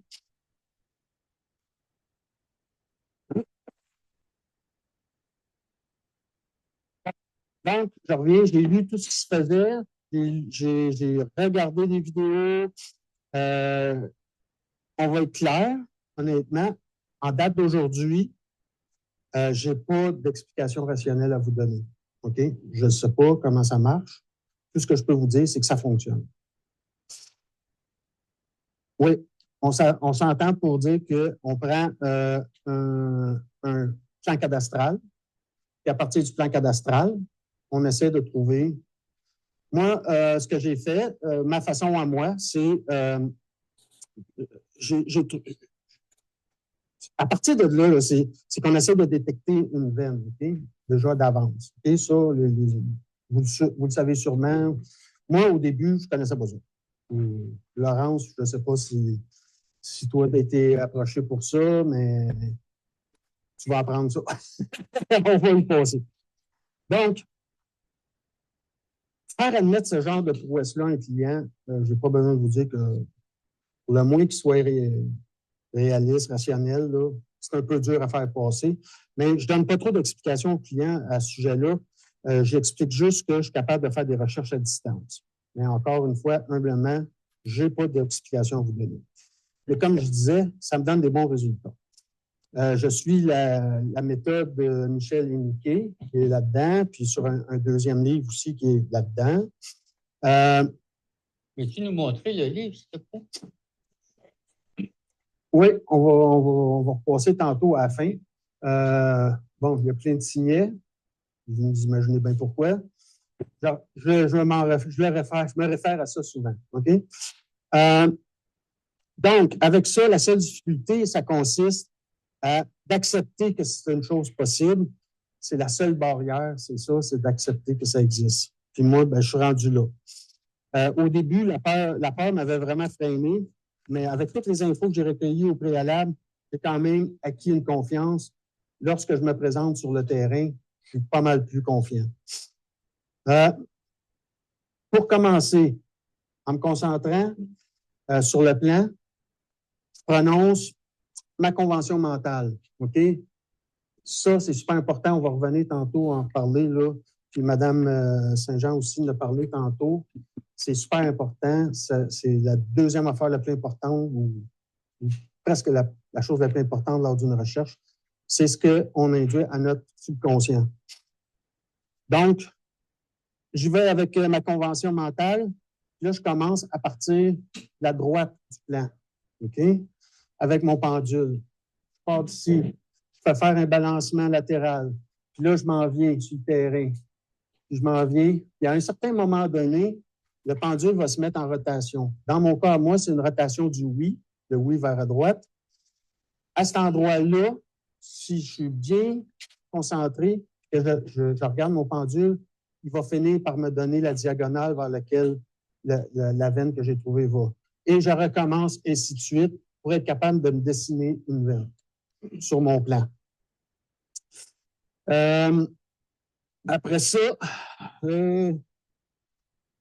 évidemment, à l'aide d'un crayon, je le prends, puis ça, je le garde parce que je vais aller sur le terrain avec. J'ai vu comment que ça fonctionne, puis j'ai vu les résultats. Ça m'intéresse bien gros de poursuivre. Cet hiver, ce que j'aimerais ça faire, je vais l'essayer, c'est de faire la même chose sur Internet, mais avec un écran plat, assez grand, que je vais mettre plat. Et là, ça va être le plan cadastral qui va être en grand. Là, je vais pouvoir me promener dessus. Je veux l'essayer, puis je veux voir. Il n'y a rien comme faire des expériences. Oui, à distance de chez moi. Ça, je le fais à distance, la distance chez moi. Avec un écran. Exact. Exact. C'est ça, OK. Bon, mais c'est bon, ça. C'est une autre raison pourquoi je suis content d'être venu ici. Saison prochaine, c'est ça que je veux faire. Bon, 24 heures avant que je vais sur le terrain, j'envoie toujours un courriel au client et je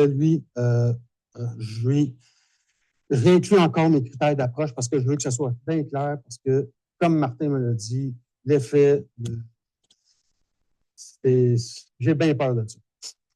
Donc, moment de vérité, c'est là que je vais être confronté à la réalité de mes recherches. Plus j'approche du site, je n'ai pas besoin de vous dire, j'ai toujours ce petit feeling-là qui monte en moi. J'ai-tu hâte? J'ai-tu pas hâte? C'est-tu de l'anxiété? C'est-tu du stress? Il y a quelque chose qui est là. Puis plus j'approche. Fait que le jour où je vis, moi, je fais toujours mes recherches le matin. Je commence le matin. Premièrement, il fait moins chaud, le soleil ne tape pas dessus. Je suis vraiment relax. Je le fais le matin.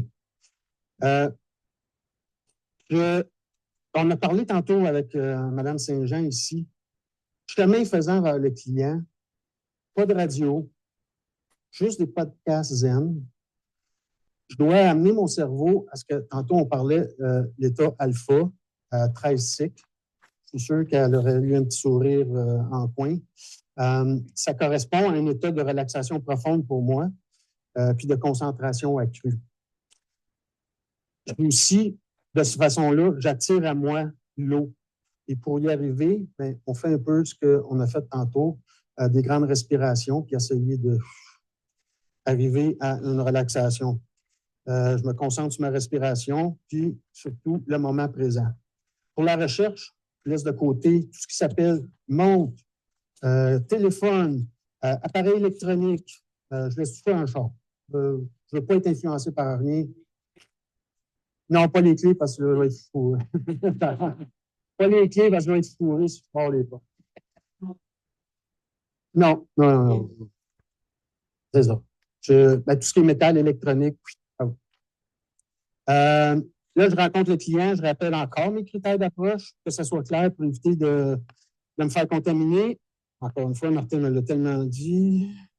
Les seules choses que je veux savoir du client, c'est s'il y a une ligne électrique d'enfoui, la position de la fosse septique, puis de son élément épurateur. Avec ces informations-là, je peux éliminer une partie du terrain puis revenir si jamais je n'ai rien trouvé.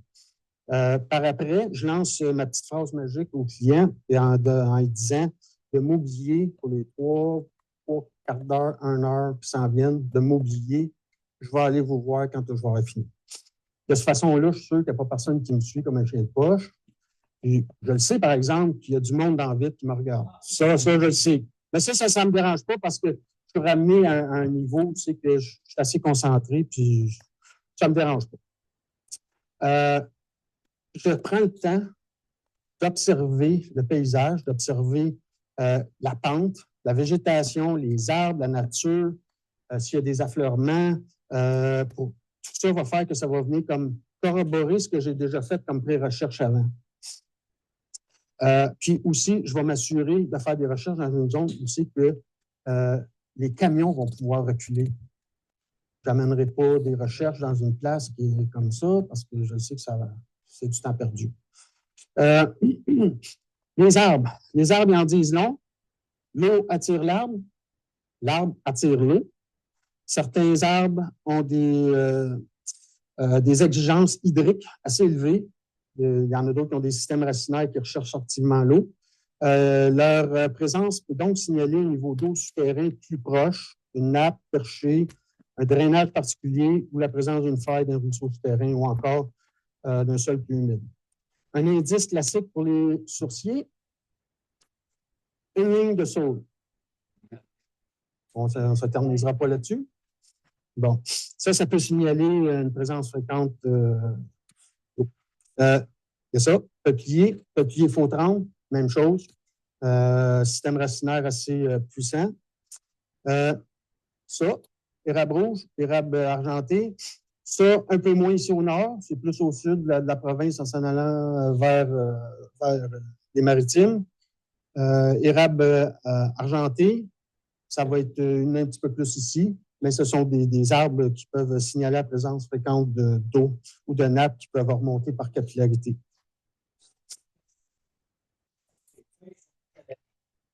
Non, c'est un type d'arbre, c'est une sorte d'érable. Une sorte d'érable. Il n'y a pas à l'automne. Oui, c'est ça. Oui, mettons. Oui, on peut dire ça, oui. Il y a des arbres tordus. Les arbres tordus, cantés, on dit qu'ils montrent un stress hydrique, c'est-à-dire les arbres penchés vont se défendre du champ magnétique qui est généré par des sources, des veines en dessous. Fait ils vont se pousser. Ça n'indique pas à quel endroit se trouve l'eau, mais il existe une hétérogénéité du sous-sol, souvent qui est liée au drainage naturel ou d'une fissure. Ça ne dit pas c'est où, mais ça, c'est une photo de moi qui est sur un terrain que j'ai fait dernièrement. Il y a une autre affaire bien spéciale, c'est un indice de transition brusque entre érable et pin. Ça peut indiquer une rupture hydrique, qu'on appelle. Puis pour monsieur et madame tout le monde, une rupture hydrique, c'est quand une couche de sol qui laisse passer de l'eau arrive à une couche qui ne la laisse pas passer. Le meilleur exemple que je peux vous donner, c'est ça. Ça veut tout dire. L'eau passe à travers l'éponge, mais elle arrête à l'acier. Donc, c'est ça, une rupture hydrique. C'est ça, une rupture hydrique dans le sol. Pin, sapin, épinette, ça recherche ça des sols plus sablonneux, secs et bien imperméables. Donc, j'utilise mon petit livre. Ici, ça, c'est mon petit livre de poche. Vous pouvez le regarder tantôt, ça ne me dérange pas. Lui, il fait super bien dans ma poche. Puis là, je prends des notes sur chaque place. J'écris tout. J'observe. J'écris ce que j'observe surtout. Ensuite, pour me repérer, on a parlé tantôt de nord. J'utilise beaucoup la boussole. J'ai même 2 boussoles dans mon kit. Je me sers de la boussole pour pointer le nord, surtout quand j'arrive à un endroit où c'est que ce n'est pas défriché. Il n'y a rien. Puis je vais être capable de m'orienter facilement, surtout après quand je vais faire des dessins. Ça s'en va dans cet axe-là. C'est autant d'indices qui valident mes résultats. Par exemple, une zone légèrement creuse où la végétation est plus verdoyante. On sent souvent une humidité qui est un peu particulière dans l'air, un petit changement de densité, de ressenti sous les pieds. C'est seulement après cette première lecture visuelle que je prends mes outils. Avec mes recherches sur plan, j'ai déjà une bonne idée de l'endroit où je dois démarrer parce qu'on a déjà fait une ligne, on a une bonne idée. Ça, c'est les seuls outils que j'utilise pour faire mes recherches. Baguette en L, vous pouvez les regarder, c'est tout ce qui est là-dedans. Je m'en tiens à ça. Je ne vais pas chercher des baguettes de léchère, je m'en tiens à ça. Je garde ça simple. J'utilise juste ça, le repérage généraux. Je prends les baguettes en L puis le pendule pour affiner les points. Vous pouvez le regarder tantôt, le pendule me sert vraiment pour aller sur ce que moi j'appelle mes chartes. Ça ici, ouais, c'est ça. Hein? Ouais, ouais c'est ça. Avec ça, j'utilise les cadrans. OK?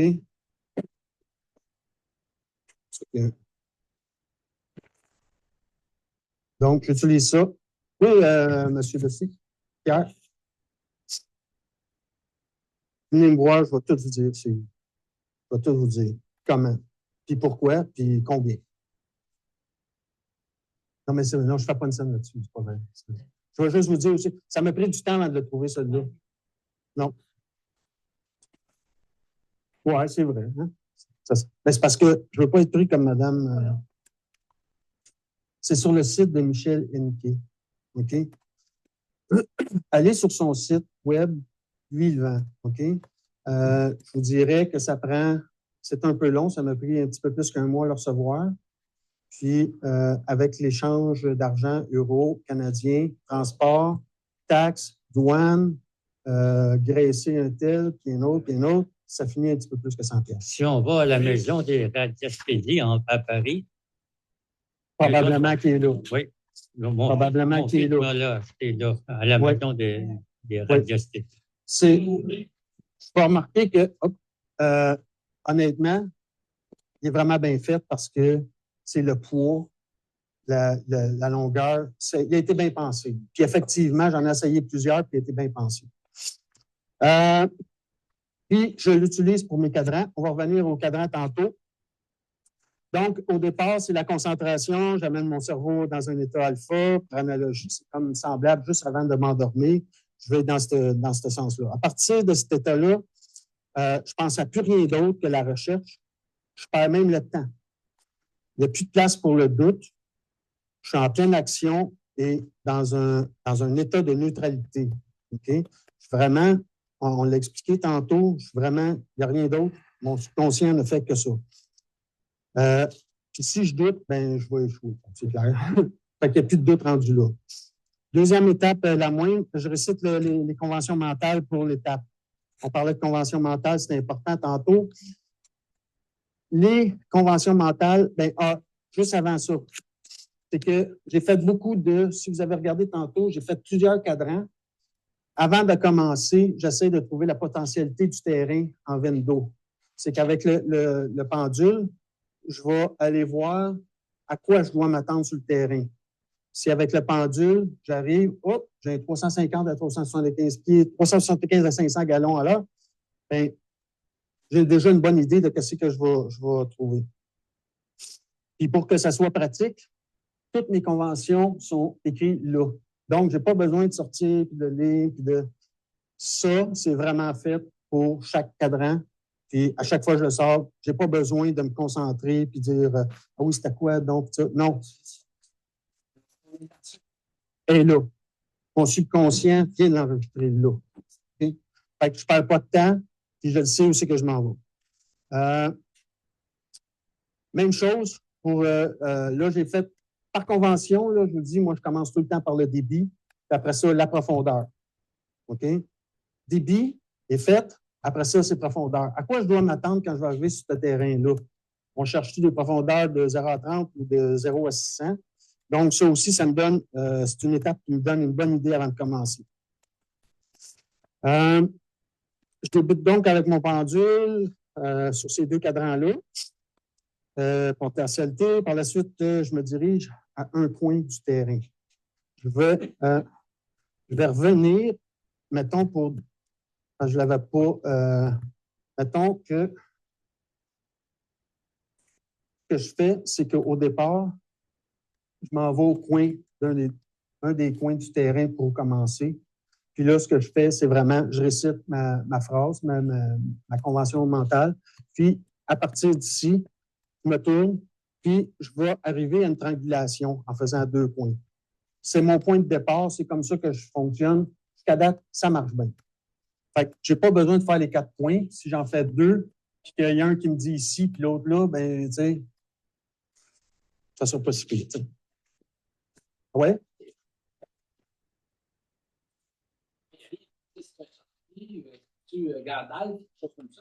Non, je leur ai tout expliqué.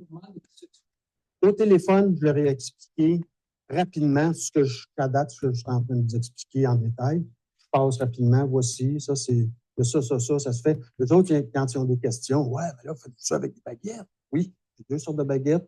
qui servent pour des choses bien spécifiques. Ah ouais, puis pendule aussi. Oui, oui, pendule aussi. Fait que je reste général pour pas que, parce que je l'ai vécu, les gens raccrochent la ligne. Tout fou. Tout fou. Toutes les recherches Oui. que vous faites ici, Oui. vous regardez, c'est scientifique ou ça? À la fin, j'ai la section rapport au client. M. Thérieux est capable de vous en faire. Puis j'en ai. Hein? Thibault, oui, Thibault. Je savais que ça commençait par T. Je savais que ça commençait par T. Je savais qu'il y avait un E là-dedans. J'en ai une copie de rapport que si vous voulez, c'était Trois-Réal. Donc, je vais avec la baguette au-dessus de la tête. J'ai fait la démonstration.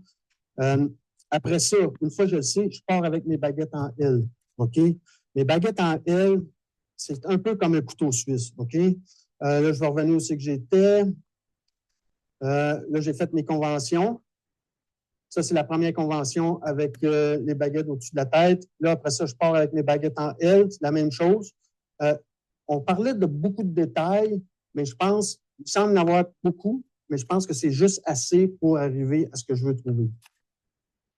Si j'enlevais des choses dedans, j'aurais peut-être des résultats différents, mais jusqu'à date, ça a été pas mal pensé. Les baguettes, ça, c'est mon couteau suisse. Voici ce qui m'est arrivé. Généralement, ce qui m'arrive avec mes baguettes, ça m'arrive souvent. Je me promène, puis les deux se mettent à tasser. C'est la direction. Va-t'en par là, chef. Chef, va-t'en par là. C'est ça. C'est moi. C'est peut-être pas comme ça pour vous autres, mais moi, d'une part, parce que ça ici, c'est ma convention avant de partir avec mes baguettes. OK? C'est ça qui peut se passer. Puis tout dépendant de ce que je fais, mes baguettes vont me dire, ben là, j'arrive à un passage. Ou ben donc, ici, ça va être le sens d'écoulement. Si je veux savoir d'où elle vient la veine. S'ils rouvrent, par là. Ils vont fermer si ça vient de dos. En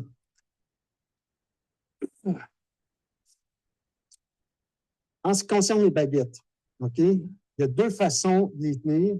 OK? Martin, à un moment donné, il a fait comme qu'est-ce que tu fais là? Je vais vous montrer. C'est tiré d'une méthode chinoise qui s'appelle Qigong. OK? OK? Pouce. OK? Donc, mes baguettes, la manière que je les tiens, c'est pas comme ça. Comme Martin a fait comme hein, tu es des bonnes mains. Non. Moi, je vais comme ça. OK? Je tiens le cul de la baguette en dessous. OK? OK? Je ne sers pas, mais c'est comme ça. OK? Je ne sais pas si vous voyez bien. Moi, c'est ma méthode. Ça marche super bien. Il y a comme une finesse dans cette façon-là. Il y a des mouvements fluides, puis je dirais que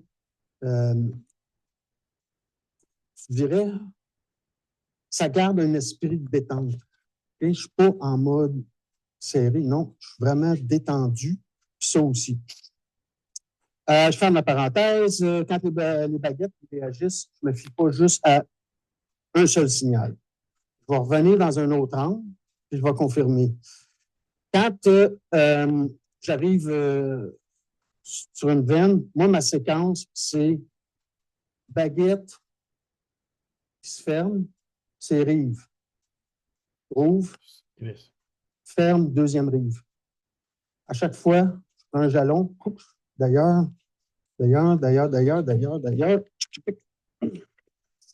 J'ai apporté des jalons que je fais chez moi. OK? Fait que je les ai dans un push, ici. Je me promène. Là, pousse. Je la laisse là. Là, je continue. Et ainsi de suite. Fait que j'utilise cette façon-là. Là, après ça, je reviens. Je le rasseille de l'autre côté pour valider que j'ai bien capté de quoi. Puis ça me donne aussi une idée de la largeur de la veine. Parle-tu de quelque chose qui a un pied, 6 pieds, et ainsi de suite. Avec cette routine-là, ben, ça me permet de dessiner le chemin de la veine. On en parlait tantôt. Là, après ça, vais en mettre un peu plus loin, puis là, je vais faire comme, ah, ben oui, regardons ça, tiens, ça s'en va par là. Puis là, après ça, j'ai une meilleure idée de ce qu'il y a en dessous. Je valide avec ma baguette en Y, pour le début de la veine. C'est vraiment là. OK? Là, je fais la même chose de l'autre bord. Je valide la veine. Box. Là, je mets mon jalon. Là, je sais, j'ai une bonne longueur. Puis ça vient de valider ma largeur. J'écris tout dans mon petit livre aussi, puis dans mes notes tantôt qu'on a vues sur le. Fait que ça, c'est 1. Après ça, 2, et ainsi de suite. Ça peut prendre un petit bout, là.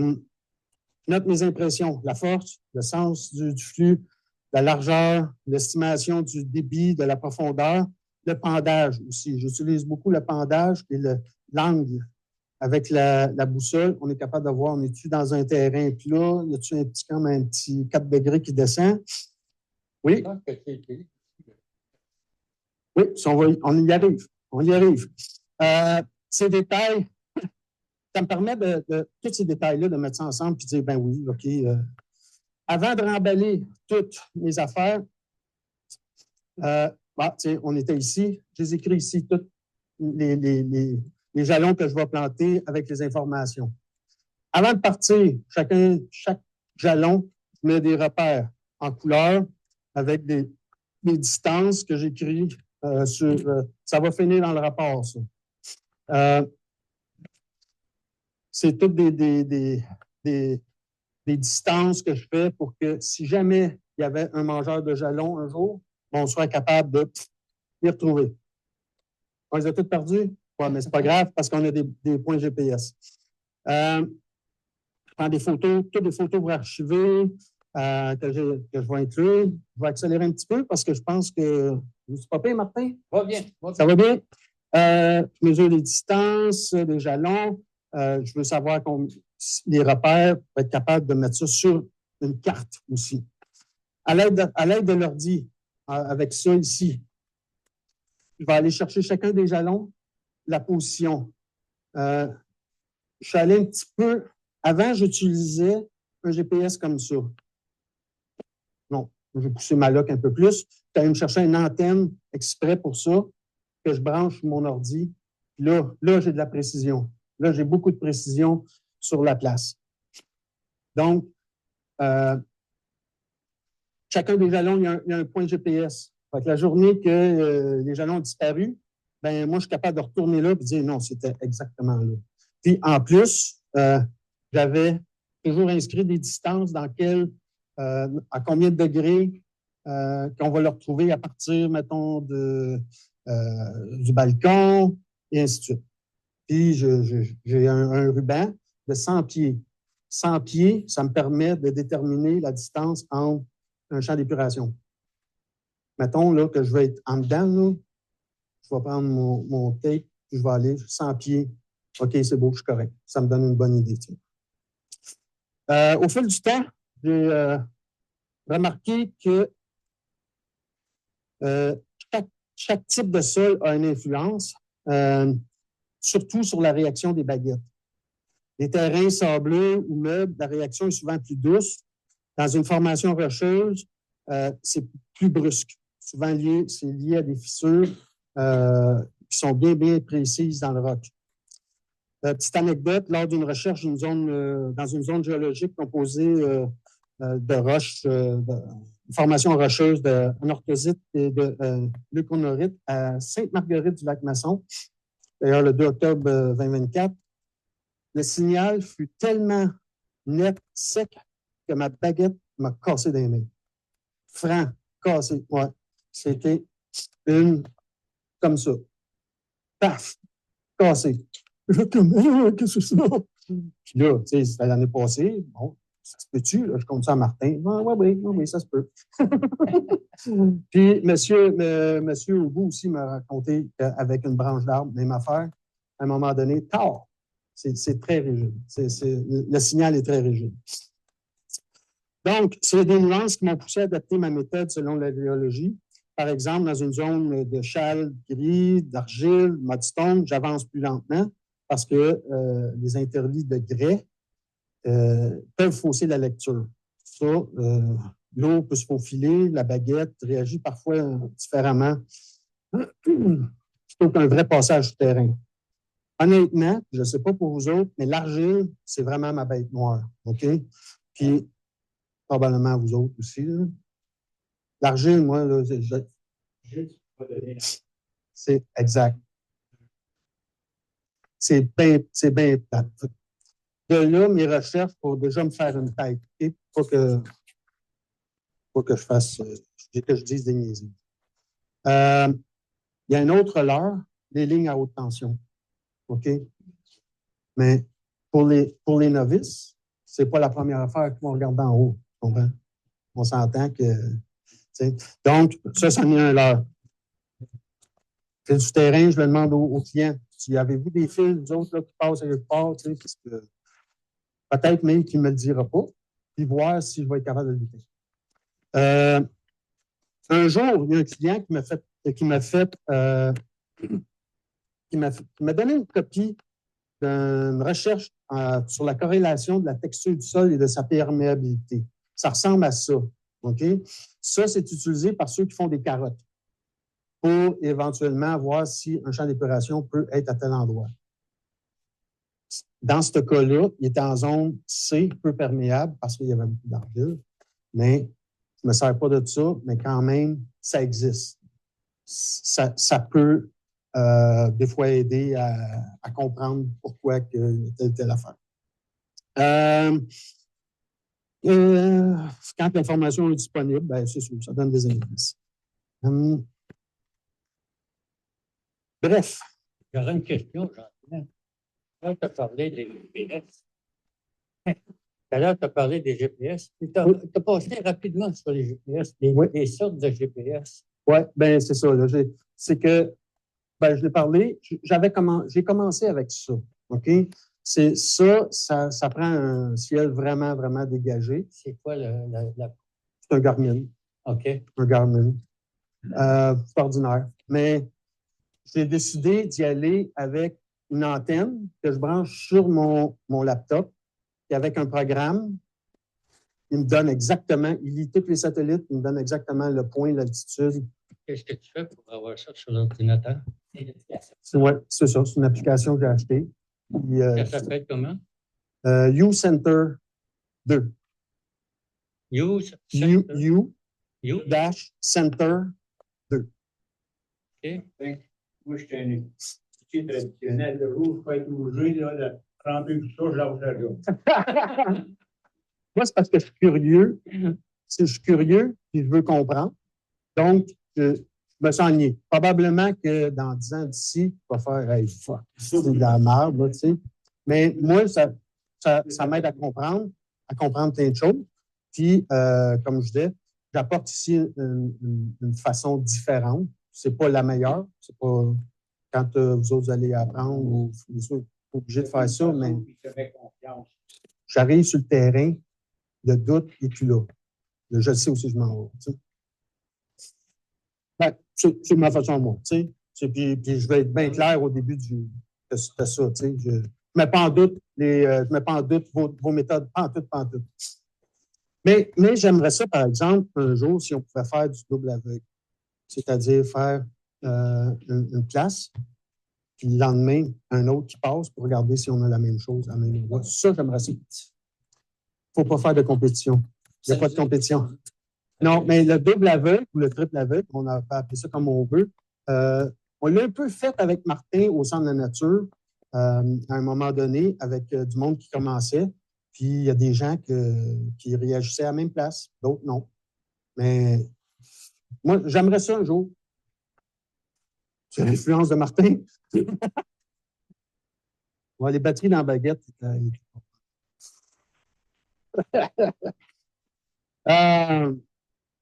Bon, OK. Les cadrans, OK? Moi, j'ai adopté ça. Je vais revenir là-dessus parce que j'aimerais ça partager mon expérience avec ceux-ci. Au début, j'ai appris à Martin. Martin m'a appris les profondeurs avec le pendule. Puis en mettant, c'est-tu entre 0 et 100, entre 100 et 200, et ainsi de suite. Je trouvais ça un petit peu fastidieux. Donc, j'ai commencé à regarder ce qui se faisait, puis je suis tombé sur un truc. des cadrans. J'ai commencé à lire, j'ai commencé à regarder, il y a beaucoup de monde qui utilise ça. Donc, j'ai commencé à fabriquer mes propres cadrans en mettant la convention mentale sur chaque. Donc, tout dépendant de ce que je fais, si c'est des petits débits, si c'est des grands débits, je me sers de ça. Je pense que vous n'avez pas besoin qu'on vous explique. Je pense que c'est... Hein? OK. Même chose pour les profondeurs. J'utilise ces deux cadrans-là. Ça, c'est une règle universelle. Au début, j'avais ça, puis je l'essayais avec ça aussi. Je trouvais que c'était moyennement précis, sauf que ça, en radiesthésie, on peut s'en servir pour d'autres choses. Okay? Ça peut donner des indications sur plein d'affaires en radiesthésie.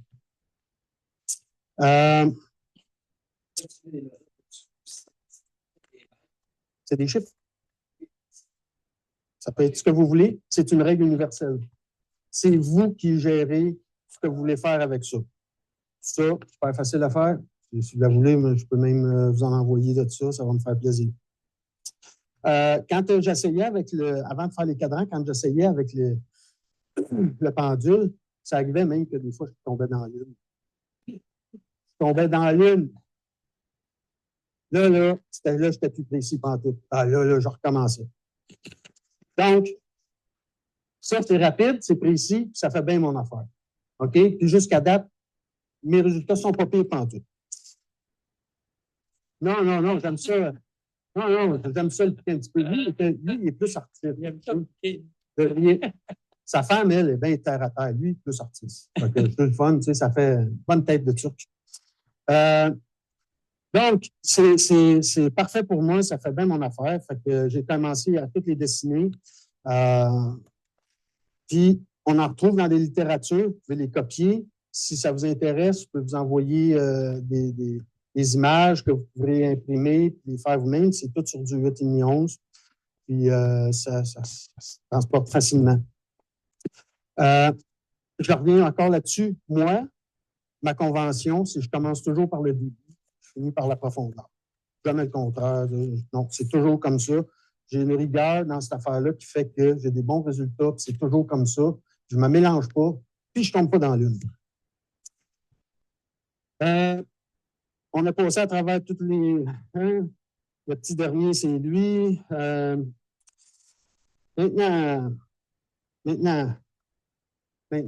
le retour. Là, c'est là qu'on... Une fois que je suis à la maison, ben là, je vais prendre un rapport pour le client. OK? Je sais, c'est beaucoup de temps, c'est beaucoup d'argent, mais sauf que ça me permet de garder en mémoire plein de choses et de mettre dans mes archives ce que j'ai fait. Si jamais je revenais à un endroit proche, ben j'ai déjà tout ça. Ça inclut toutes mes observations que j'ai prises tantôt. Je ne sais pas à qui j'en parlais tantôt, mais tout ce que j'ai écrit va se retrouver là. La géologie, je vais mettre des petits dessins aussi pour expliquer aux clients qu'est-ce qu'il y a chez eux, à quoi ça ressemble. Bon, c'est pas toute la même chose, là, c'est des exemples. Après ça, les puits avoisinants. On a fait tantôt les recherches alentour. Bon, mais ça ressemble à ça, OK? C'est des petits points bleus. On peut cliquer dessus, puis ça nous donne l'information des gens qui sont... Il y a quelqu'un qui est parti et qui a oublié son téléphone. Ah ouais, hein? Mais je ne suis pas techno tellement. Pas grave. Fait que ça, moi, je sors ça. Ça me donne déjà une bonne idée que c'est qu'il y a alentour. Les courbes de niveau, même affaire. Le client, ici, il était là. Le client était ici. Fait que, ça nous donne une bonne idée d'en arriver. Oui, ça s'en va dans le... Oui, j'envoie tout ça par courriel sous forme de PDF puis de JPEG. Fait qu'il y a un mélange des deux, des images JPEG. Il y a aussi le site qui donne aussi l'information. Il y a plein d'informations en dehors de la boîte là, que je donne aux clients. Où c'est qu'on peut faire analyser l'eau? À quel endroit? Sur ce site-là, ben, OK, vous êtes à l'Anaudière, ben, clique là-dessus, puis ça va vous dire à quel endroit qu'on peut faire analyser l'eau le plus proche de chez vous. Je donne les distances à respecter. Ça aussi, les clients ne savent pas tout le temps. mais c'est bon de l'avoir. Je l'ai dans mon petit cahier si jamais le client, hey, combien, là? Oui, j'ai un épandage de fumier, 100 pieds. Puis ça, si on est en dedans, il faut laisser sceller le puits. Puis c'est fait avec un agent qui est fabriqué à partir de roches argileuses. Dans le site de forêt ouverte, il donne la proportion, le pourcentage de type d'arbre sur le terrain où c'est que je vais aller. Puis ça aussi, je le donne aux clients pour qu'il ait une idée que je rajoute là. Tu sais, c'est pas. Il est là, puis ça ne coûte rien. Je mets aussi des tableaux de mesure. Le client dit ouais, combien donc? Ça ici, c'est comment compter le débit d'un puits. Avec un seau de 10 litres, ça nous donne. Si ça prend une seconde, ben wow! 600 litres à minute. On a le jackpot. Sinon, c'est une petite carte que j'ai faite pour déterminer le débit lors d'un forage. Je donne aussi 2 adresses courriel. Ça, c'est super drôle. C'est deux vidéos que le gouvernement a mis en ligne. Je pense que ça date de 2017 sur c'est quoi un puits? Quand il y a un foreur qui arrive, comment que ça se passe, puis pourquoi? Puis, tu dirais voir ça, c'est bien drôle. Je mets aussi un lexique à la fin, parce que dans mon rapport, il y a plein de termes qui peuvent se référer au bout d'une chose pour aller voir. C'est à quoi ça donc? J'ai la classe. Ah ben oui, c'est une fissure. Fait que je mets ça là-dedans. J'ai toujours des tables de conversion, c'est toujours pratique. Il y en a qui travaillent en mètres cubes, il y a des Français qui travaillent en mètres cubes, il y a des Français, des Québécois, les autres, c'est en gallons, puis il y en a d'autres, c'est en litres par minute. Ça, c'est inclus aussi à la fin du rapport. Dans les tables de conversion, même chose. On aurait tout intérêt à ce que les pusatiers, puis les foreurs pusatiers et le sourcier puissent s'entendre parce qu'on s'entend qu'on travaille ensemble. OK? C'est pas, on a intérêt à travailler ensemble parce qu'on s'en va tous dans le même sens.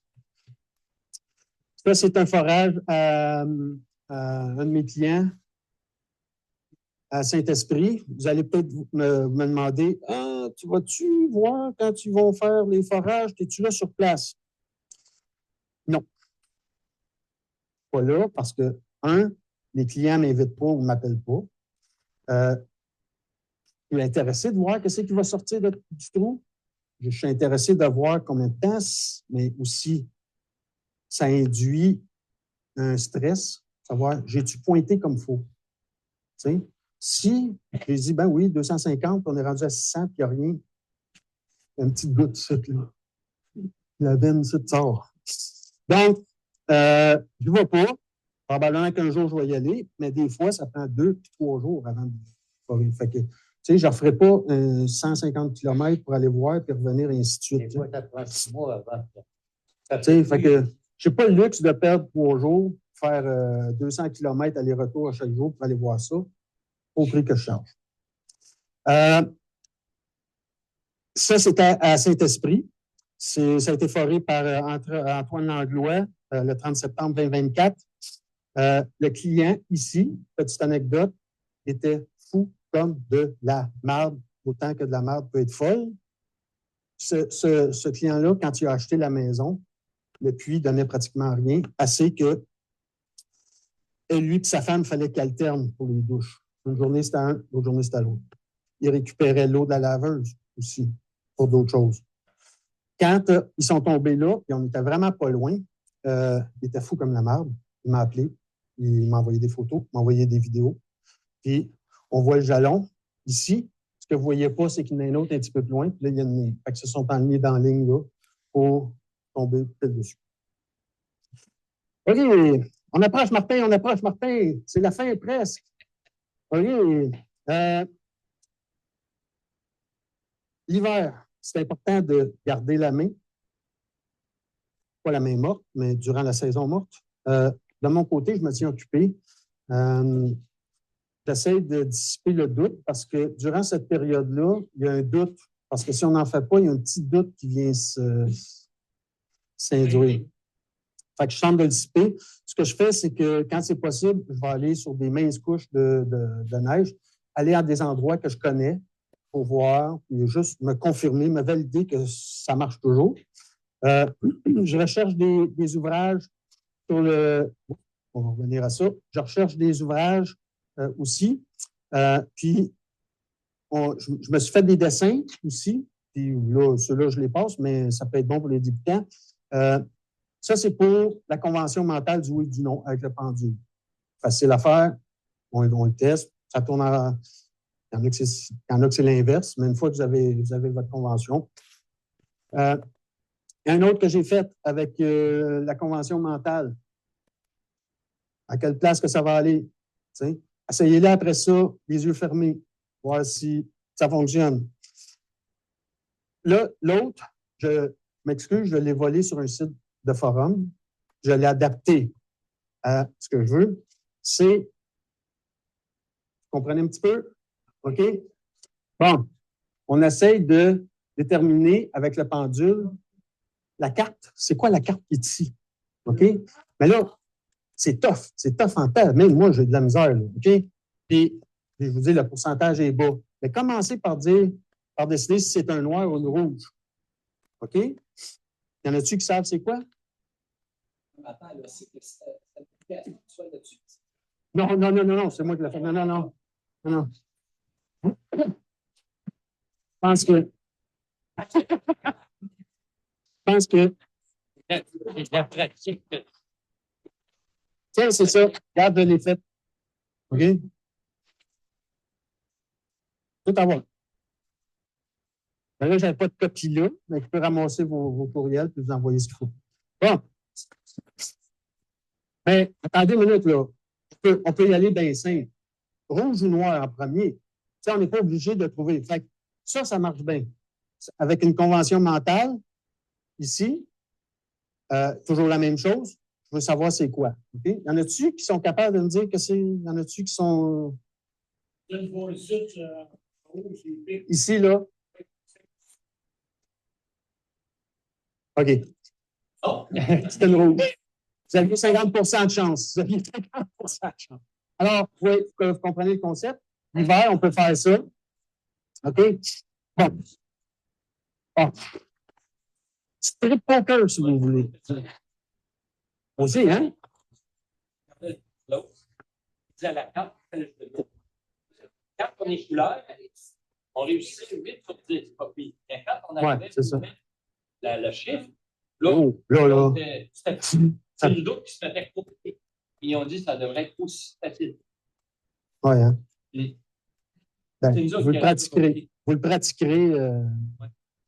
Là, après ça, dans les livres, vous avez vu une coupe ici des livres. Ça, c'est pas pire, ça. Pour les radiesthésistes, ça, vous regarderez. Je l'ai-tu ici? Ah, il est en arrière. Ça, pour les radiesthésistes, il y a beaucoup d'exercices de toutes sortes. Surtout au pendule. À un moment donné, on décroche. OK? Lui, j'ai son livre là, puis j'en ai un autre ici dans ma tablette. Ça, c'est correct aussi. En tout cas, c'est à vous de juger, OK? Oui? Moine. Michel Moine. Comme mon petit moine. Ici, c'est Michel Heneke. Daniel Duc. Après ça, ça c'est Anne Jagger-Nodal. Il y a ça.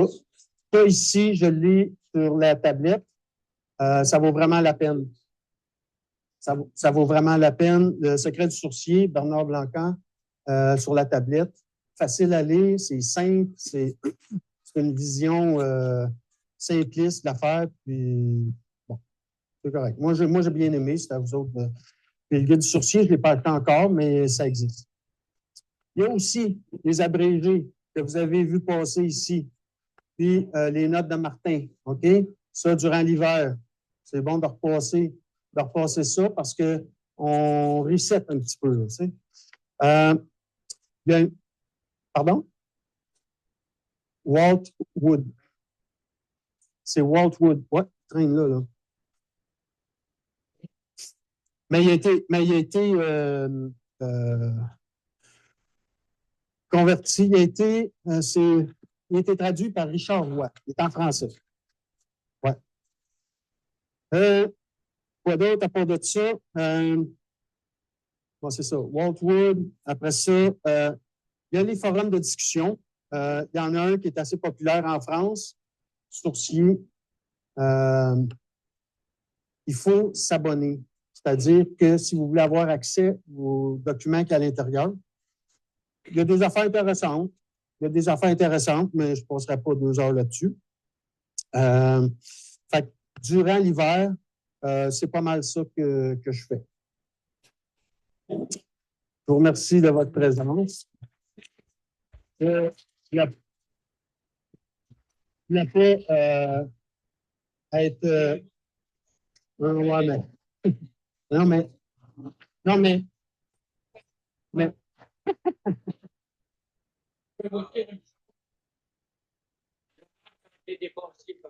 Non.